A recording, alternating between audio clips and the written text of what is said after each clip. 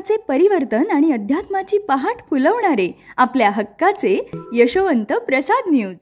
यशवंत हो, जयवंत हो, यशवंत हो, जयवंत हो, यशवंत हो, जयवंत हो. बोला पुंडलिक वरदा हरी विठ्ठल, श्री ज्ञानदेव तुकाराम, पंढरीनाथ भगवान की जय. परमहंस सद्गुरु श्री यशवंत बाबा महाराज की जय. पार्वती पते हर हर हर महादेव हर. सज्जन हो, आज 6 मार्च. आजच्या साठी श्री महाराजांचे सुवचन म्हणजे भांडणे वादावादी करत बसण्यापेक्षा भजन करणे वाईट आहे का. महाराजांच्या एक निस्सीम महिला भक्त एके दिवशी श्री महाराजांच्या दर्शनार्थ आल्या. त्याच वेळी गणेश मंदिरामध्ये भजन सुरू होते. माणसे जोरजोराने भजन म्हणत होती. या महिला भक्ताच्या मनात आले, काय व कशासाठी ही माणसे ओरडतात. एवढा विचार येतो ना येतो तोच श्री महाराजांनी त्याला उत्तर दिले. अर्थात त्या शेजारीच बसल्या होत्या. भांडणे वादावादी नकोत. असले बोलणे करण्यापेक्षा भजन करणे वाईट आहे का. श्री महाराज प्रत्येकाच्या मनाशी एकरूप होत असत. त्यामुळे भक्तांच्या मनातील विचार त्यांना ओळखू येत असतात. ही अवस्था प्रत्येकाला प्राप्त होईल, मात्र त्याची देहबुद्धी गेली पाहिजे. श्री महाराज एवढे बोलल्यावर महाराजांच्या बोलण्यावर त्या विचार करू लागल्या. खरेच आहे, श्री महाराज म्हणतात ते. हे त्यांना पटले, कारण महाराजांचे बोलणे देवाशी एकरूप झाल्या कारणाने तटस्थ व नेमके असायचे.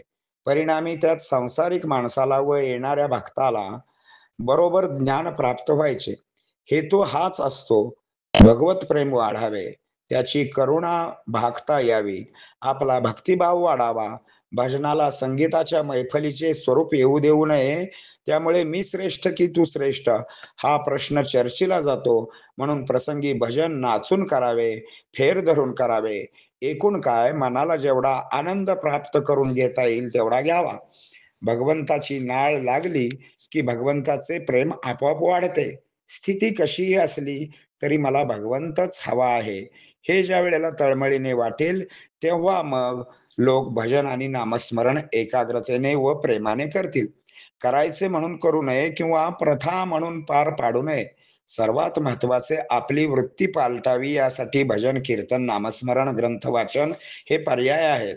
भजन करताना देव तेवढा विसरतो, बाकी सर्व आठवत असते. मात्र भजनात देव आणि आपण स्वतः असावे असा प्रयत्न असावा. मी देवासाठी भजन करीत आहे हा जर उद्देश असेल तर बाकीच्या गोष्टी गौण आहेत.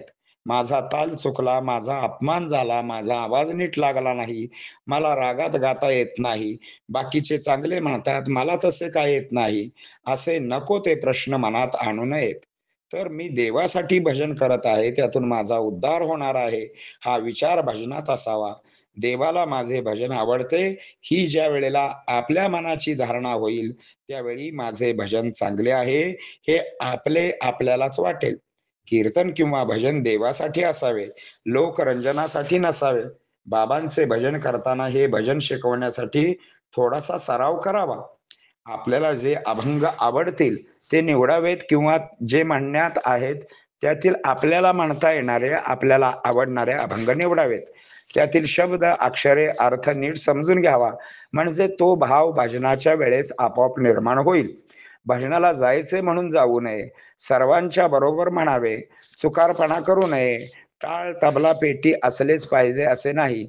नामदेवाला 2 दगडही चालायचे, पण त्यांच्या कीर्तनात भगवंत नाचायचा, कारण त्यांचे कीर्तन भगवंतासाठी होते. बोलू ऐसे बोल जेणे बोले विठ्ठल डोले, असे विठ्ठलाला नाचायला, बोलायला, डोलायला लावणारे त्यांचे भजन होते. त्यात प्रेम असले की भगवंत डोलतो, कळवळ असला की भजनाला वजन प्राप्त होते. मग श्री गुरु भजनामध्ये अत्यंत कितीही दूर असले तरी आपल्या भजनात हजेरी लावतील. श्रद्धा आणि निष्ठा या दोन्ही गोष्टी भजनामध्ये अत्यंत महत्वाच्या आहेत. तुमचा आवाज कसाही असू द्यात, तुम्हाला जर भजन जमत नसेल तर बाबांना सांगा, बाबा हे भजन मी करत नाही, तुम्हालाच कसे म्हणून घ्यायचे असेल तसे घ्या. भजनात लाज वाटू देऊ नये. लाज जाण्यासाठी त्याचे नाम घ्या. सदाचरणाने वागा आणि पवित्र अंतःकरण ठेवा. करता करविता श्री गुरु यशवंत बाबा आहेत. मी मात्र निमित्त मात्र आहे. एकदा का देह बुद्धी नष्ट झाली की आपोआप भजनात असा रंग चढेल, तो श्रीरंगही डोलायला लागेल.